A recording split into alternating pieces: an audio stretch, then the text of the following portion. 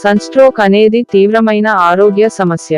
ఇది ఎక్కువ వేడి, అధిక తేమ, మరియు శరీరం సరిగ్గా శరీర వేడిని విడుదల చేయలేకపోయినప్పుడు వస్తుంది.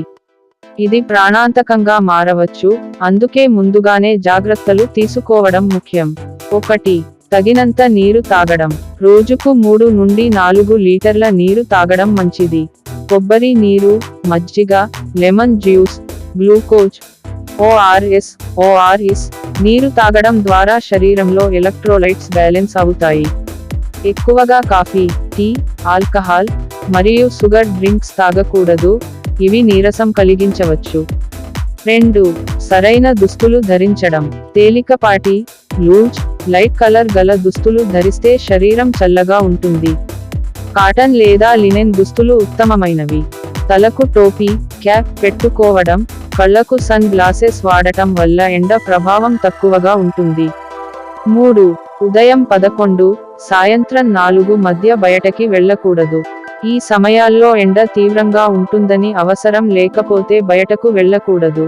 వెళ్లాల్సి వస్తే, తలనొప్పి, నీరసం వస్తే వెంటనే నడక ఆపి నీడలో విశ్రాంతి తీసుకోవాలి. 4. ఆహారం ద్వారా శరీరాన్ని చల్లగా ఉంచడం.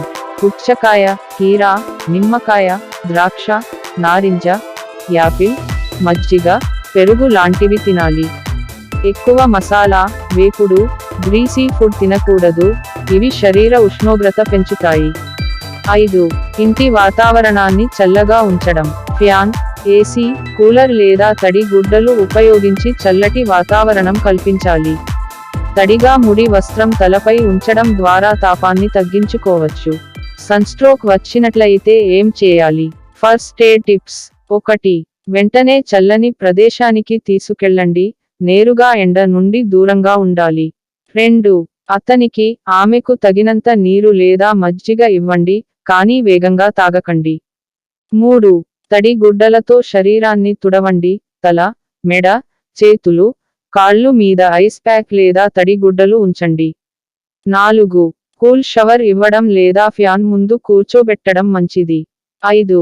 తీవ్ర లక్షణాలు ఉంటే వెంటనే హాస్పిటల్ తీసుకెళ్ళండి, అవగాహన కోల్పోతే, అసలైన హీట్ స్ట్రోక్, తీవ్ర వైద్య సహాయం అవసరం.